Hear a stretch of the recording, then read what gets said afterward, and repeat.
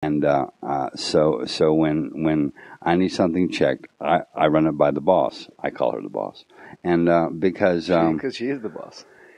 Because she is the boss, and I just I'm an actor, and I'm an actor all the way to my bone marrow. So I don't lie to myself, and I don't also try to deceive other people. But speaking of writing, let me lay this on you. Tell me what you think, okay? Yeah. And you can be honest because we're on the air, and if you're not honest, your whole audience will know. So here we go, okay? It's called Another Yesterday Door, and it goes like this. Standing on the corner, just up from the party, I have to gather my courage in the dark. I'm so shy. I can hear the rock and roll blasting, and the good old boys, they be stomping their feet. I want to go get down with them like I did way back when. But way back when was so long ago, and hard to come back to meet. Well, a voice comes out from my darkness and says, "You looking good. How you been?" I say, fine. Well, Big O looks a little older. Yay. He looks a little sad. I can tell right then what was here back when is over, and it makes me feel real bad. Is it him? Is it me? Is it now? Is it then? I don't know. Because way back when was so long ago, and hard to come back to meet. Well, he flashes me a smile. He asks, "Hey, you coming in?" I say, "Yay." He says, "Good. Well, shotgun a few like we used to do." I don't say no. He says, "Let's go." I say, okay. Smiling through the door, I'm looking to the floor, and I realize, God damn it to hell, I've been here before. And I remember I promised myself I'd never go through another yesterday door. But here I stand. Indeed, here I am. So I say, hello. Old friends will treat me like some kind of star. You see, I'm the only one who ever went very far. That is, very far away from who we used to be. So the eyes are quick to meet me. Friendly foes are quick to greet me. Way back when was so long ago, it's hell to come home to meet. Eric fucking Roberts. That's about having a little celebrity and then going home with Oh, it. we get it. You don't have to explain that shit. That was your Richard incident. Brodigan should bow to you. That was your tremendous. incident on 57th Street. That was trout fishing in America. That was fantastic, man. See, that's what I'm talking about. You write shit like that all the time, and you give me like pieces of it via email. And you said that you run all your writing through Eliza, and I'm the same way because I would fall asleep on a plane, and I had a book due, and You were working on a bunch of stuff at once, and you had a book due, and you had a deadline. And I was like, well, I can't play Gary on Gary Unmarried, but how can I help? I would wake up on the So I can plane, and write she the would book. hand me a chapter about step parenting that she wrote while I was I can write the preface. asleep. And I would just hand that in, and I didn't tell Simon and Schuster. And she wrote the forward, and she wrote I two wrote the chapters. forward. I wrote chapters. That's exactly how I plan to write my memoirs. That's how you should. Get the advance. Say, "Hey, Eliza, I'm asking you for a fucking favor here. I do a lot of favors, like Pesci and Goodfellas. I do a lot of favors for you, don't I? I'm asking you Double for, up the I'm asking you income. for a Put your fucking name on favor it. here." She can do the work. You can be acting. You just make it happen. Oh my God! Yesterday doors. Another yesterday door. Another yesterday door. Yeah. That's tremendous. And I bet you got 1,000 of those rattling around in your brain. I got a couple hundred, maybe. Couple hundred. A few more couple hundred. That would be 1,000. You only need a couple hundred if they're really good. Yeah, I think the complete works of E.E. Cummings, it's only about 180 times. How many times have you said that to somebody? That what you just said to me? Oh, to be honest, probably between 30 and 60 times, probably. Amazing. But usually wow.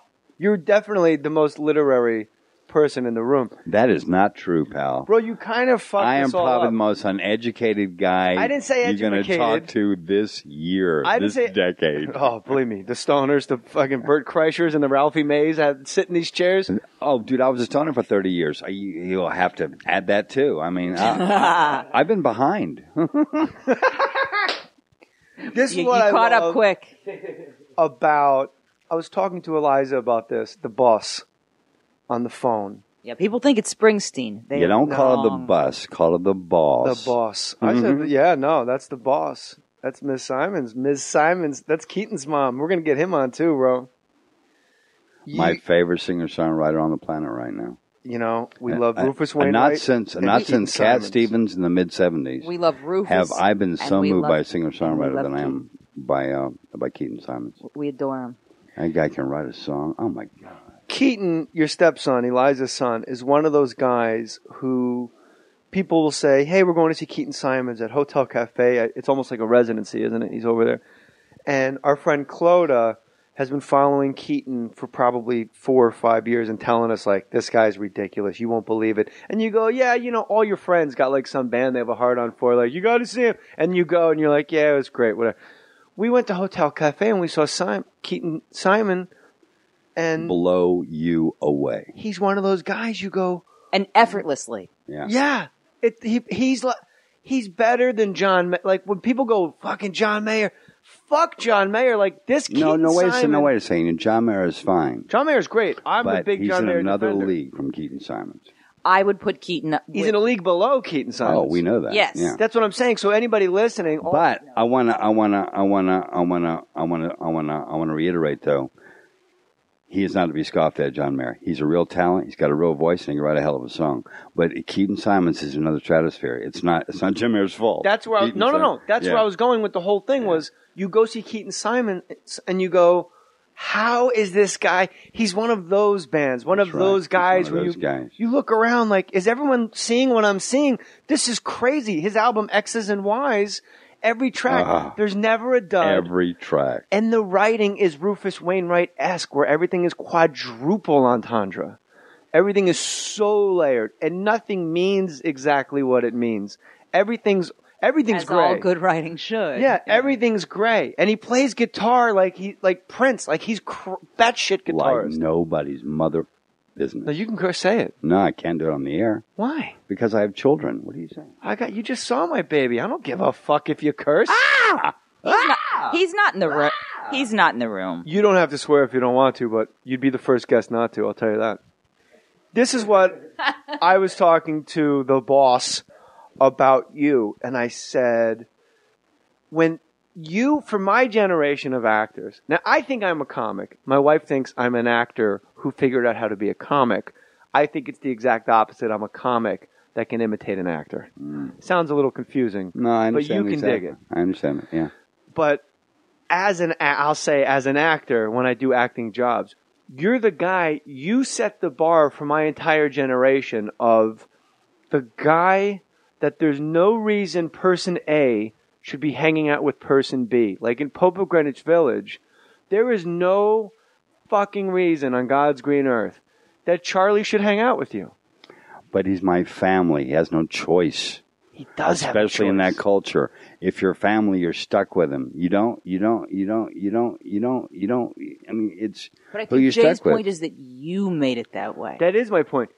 There's plenty of family. If you played it any other way Plenty of family you don't talk to. than the way you played it, you go, I don't believe that these two are in love. You guys were in love. And when I was in Eastwood's, I had a small part in Hereafter where I played Matt Damon's brother, and my guy was kind of like a Shylock, like always a little bit on the take. And I said, I can't wrap my mind around this guy. I don't want to play Bob Sugar again.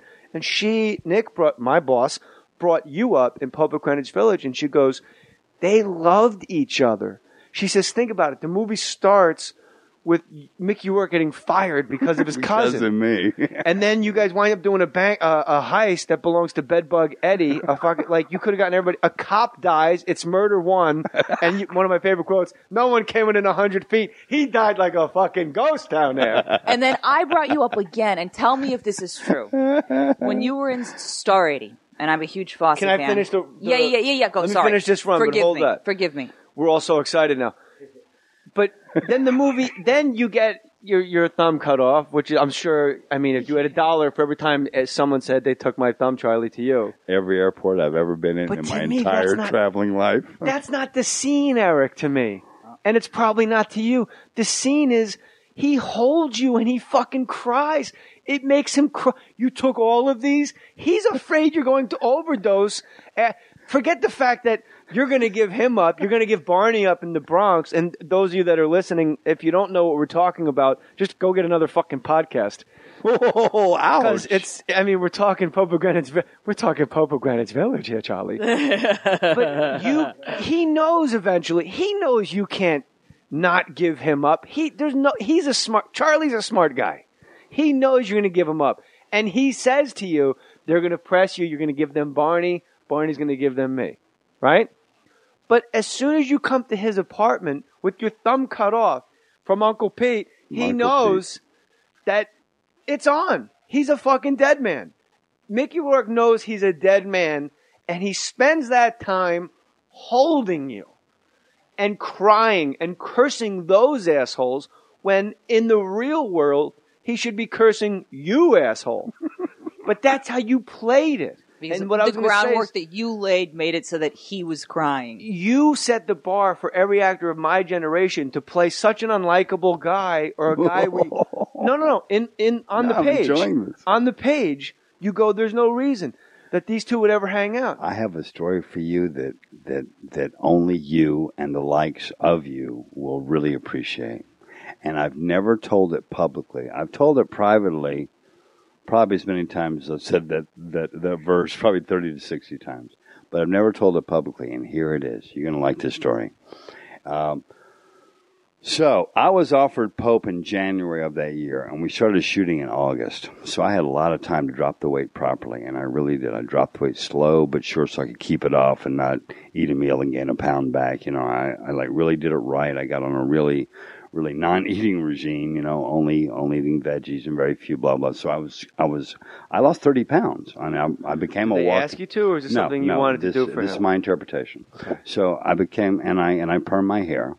And when anybody asked me, why'd you do that? I always give the same answer. I want to be a walking spaz attack. Okay, okay. So we had 3 days of rehearsal, before we started to shoot. There's going to be a lot of digressions because the fact that you're answering a lot of my questions along the way. The fact that you wanted to play him as a walking spaz attack, I was going to ask you all about your approach to the character and all that, but just the fact that in January you decided to lose weight and perm your hair to be a walking spaz attack. This is fascinating shit. This is fantastic. Okay. So anyway, okay, James Lipton.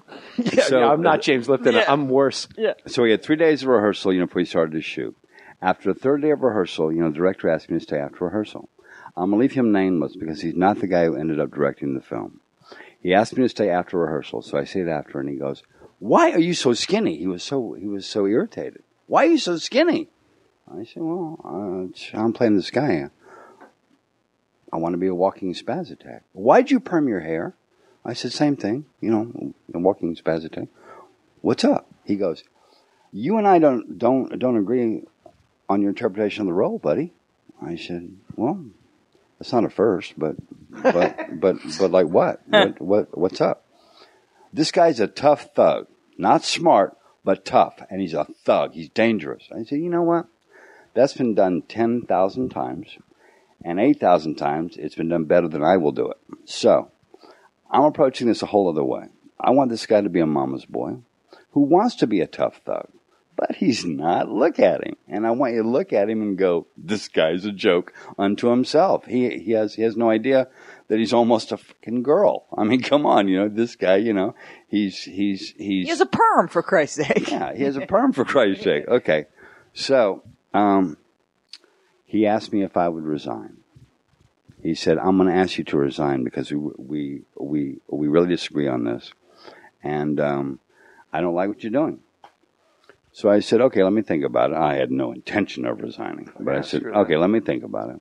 And I walk around, the Mayflower Hotel one time, and then I go up to Mickey's room at the Mayflower, and I knock on his door. He opens the door, and I said, "Dude,